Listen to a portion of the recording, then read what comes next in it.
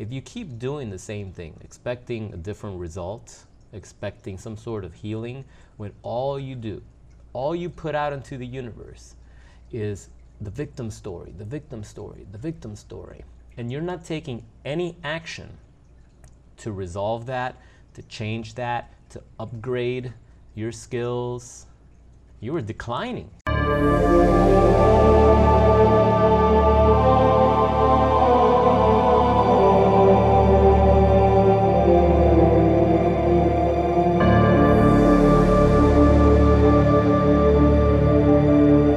Hello, my friendly friends. Do not adjust those fake eyelashes. You have tuned in once again to Psychopath Exposure. And my name is Kira.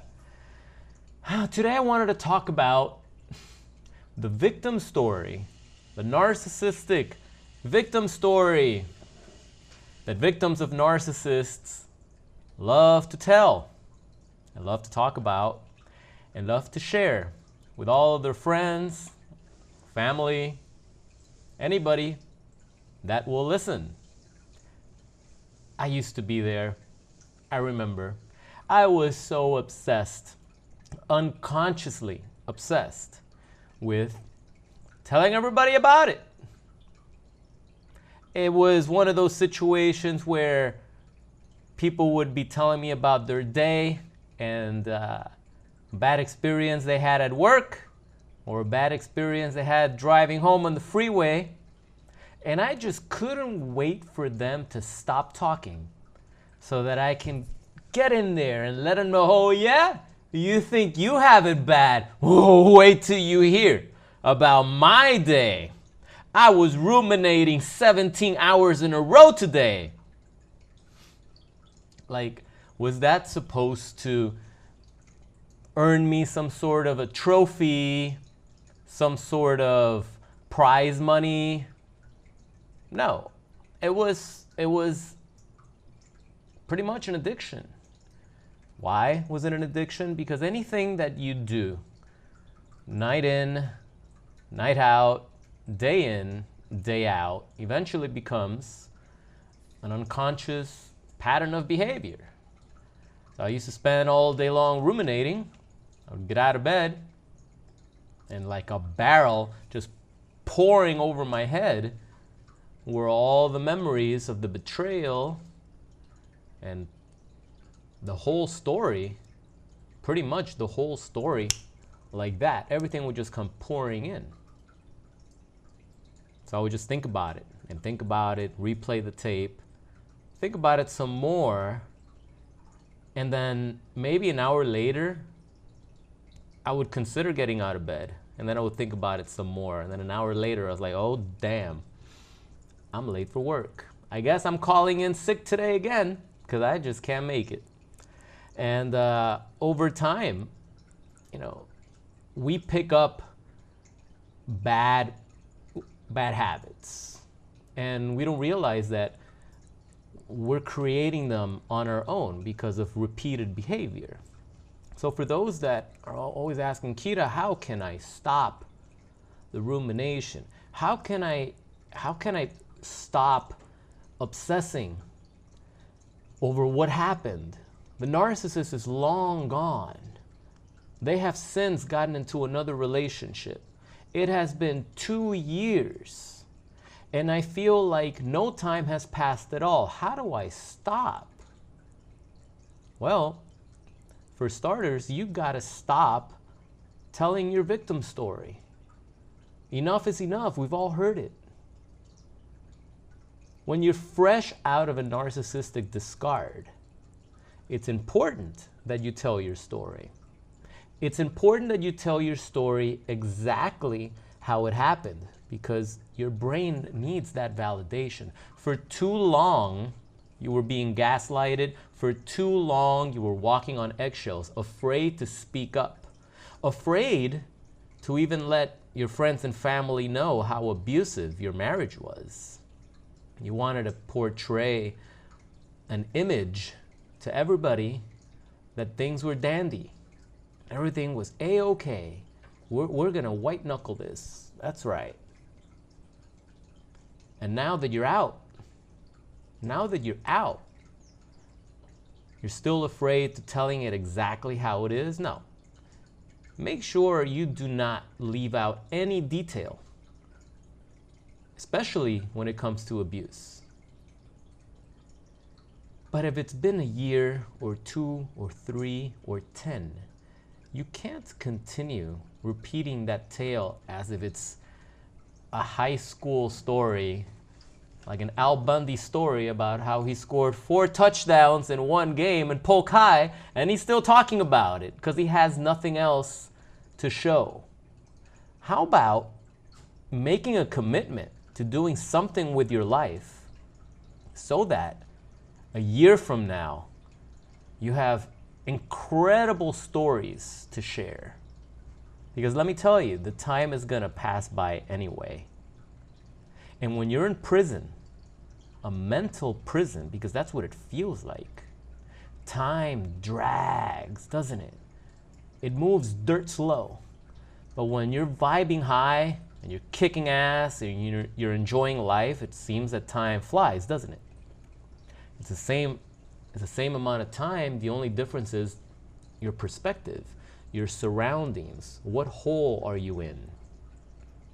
Are you in that rabbit hole of rumination and unconscious obsession of replaying the tape and going back over and over again? Oh, I remember that day, and he did this, and she did that.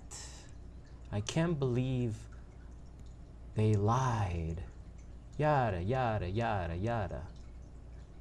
If you keep doing the same thing, expecting a different result, expecting some sort of healing, when all you do, all you put out into the universe is the victim story, the victim story, the victim story, and you're not taking any action to resolve that, to change that, to upgrade your skills, and you're gonna be in the same place. And usually, if you think you're standing still, you're really moving backwards, so you're not really idle. You just feels like you're idling because that's what you're doing. You're idling, but you are declining. You got to move forward. You can't move forward retelling the tale of your past. You know, it's okay from time to time with somebody that knows what you went through, perhaps went through it themselves, a mentor perhaps, a friend that has been there for a long time, lifelong friend that doesn't judge, right? That's what a friend is, right? Maybe you can once in a while talk about that, but try to get into the habit of reframing the experience, reframing the story, if you have an urge to continue telling your victim story. Get into the habit of telling it a different way, from the point of view of your future self, or from the point of view of having conquered a certain trauma. Like to go back and say, oh man, I remember a year ago I couldn't get out of bed, and now I'm up at 6 in the morning and I'm already at the gym. Wow, never thought that would happen. That's pretty cool, because at that point your friend will be like, hell yeah, that's what I'm talking about. And then that victim story, that narcissistic tale, transforms into something positive, as opposed to, woe is me, they did this to me, I used to be on top of my game, and now, you do that, you sound like a vegetable, you feel like a vegetable, and you're putting out vibrations into the universe that say, that's what you are, and you're going nowhere. The universe responds to seed, not to need. You need to get better, but all the universe hears is, you can't get better. You're not gonna get better, so why even try? It's too late to start over. Who said you had to start over? Who said you have to repeat your experience with a new person and go through the whole dating thing, whatever it is that you do, whatever it is that you have done with your previous failed relationships and the courting and dating for X amount of time and then meeting the parents and then who says that you have to go through all that and go to the same places and go through the same vacations and then get engaged again and then get married again and have your first child with that person together, blah, blah, blah. Who says you have to start over and repeat it all? Why can't your life just go into uncharted territories? Because let me tell you, you are in control of the trajectory of your life. Whatever it is that you want, whatever it is, wherever it is that you want to go, you're in control of that. And every little thing that you do from this moment on, if you want to heal, if you want to get over the narcissistic trauma, if you want to heal from the narcissistic abuse, should be hyper-focused on propelling yourself towards the things and the places and the experiences that you want. You can't just wish it into existence. You can't just say, oh, I just want to be over this. You can't just say, I don't want to ruminate anymore. Because you're still talking about ruminating. When you say it that way, you're still talking about ruminating. I know it's tricky, but it's really simple. What is it that you want? Define what you want. Talk about what you want, focus on what you want, and take action. Break it down, take action every day towards those things that you want. It's no different than goal setting. And some of you are probably rolling your eyes, oh, Kira, really, are you going to tell me to set goals? I just did. Damn right, and I'll tell you again if I have to. Because maybe when your life was good, it's because you were setting goals and because you were working every day relentlessly trying to achieve them. And then you got basically sidetracked, distracted, disassembled, deflated. There's another word with D that I can't think about right now. Derailed. There it is. I just thought about it. Derailed. Okay, cool. So did I. So did many people in this planet, that they had a plan. And then God said, really? That's your plan? Ha! Take a look at this. Look what I'm going to throw at you.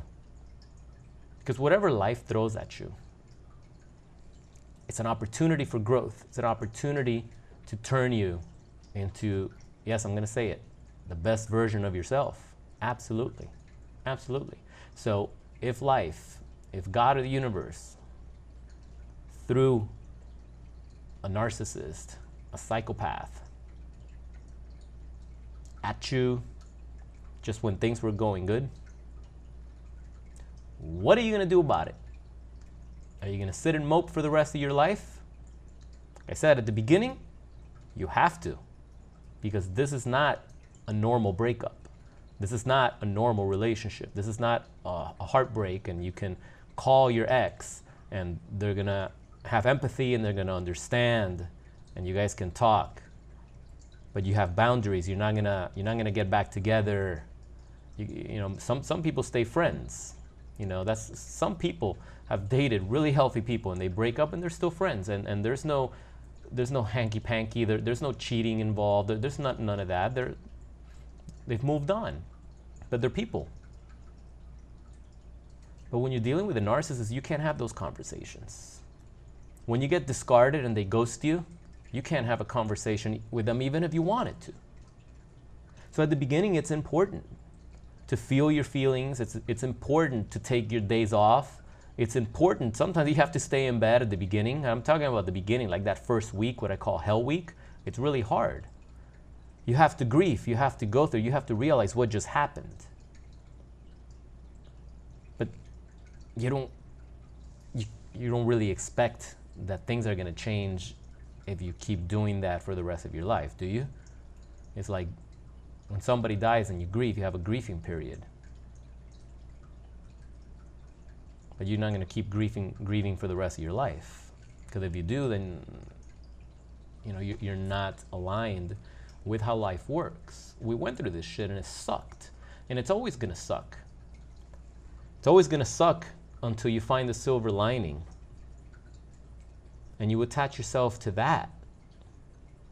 you dedicate your life to those things that bring you prosperity, that raise your frequency, you can arrive at a higher paradigm. A higher paradigm has higher quality people, higher quality opportunities, higher quality experiences, and higher quality problems or challenges for you to solve, for you to figure out, for you to grow.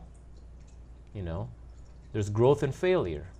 If you fail and you grow from it, that's fantastic, that's phenomenal. But if you fail and you don't grow and you don't learn, then you're going to keep failing and you're never going to pass the level.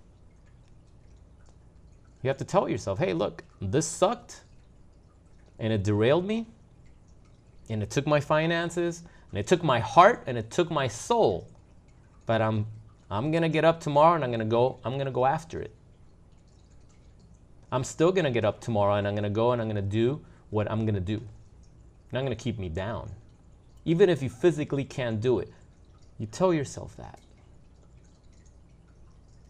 What's the alternative? The alternative is to carry a victim story and feeling defeated.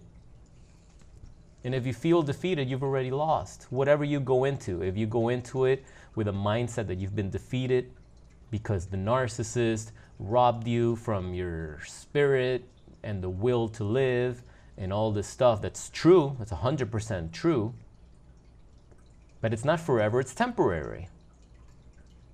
It's only temporary. When you get through this, when you get over it, over the fence, when you get halfway to the other side already, your perspective changes. So a lot of these promises that I offer you guys, if you're just going through this, it probably doesn't resonate with you unless you've been through an experience prior to this and you've applied those lessons already and you have the proof. The brain needs proof, not promise. Remember that? And you have the proof that, hey, yeah, when this happens, eventually things get better. The pendulum swings around. Things are only temporary. And you've heard the saying, when life hands you lemons, make lemonade, right? So what are you going to do with this situation that you didn't ask for, that was given to you? What are you going to do about it now? The choice is yours. You can do whatever you want with it. You can sulk for the rest of your life if you choose, and just give up, throw the towel, and become negative Nancy and just super hyper toxic yourself.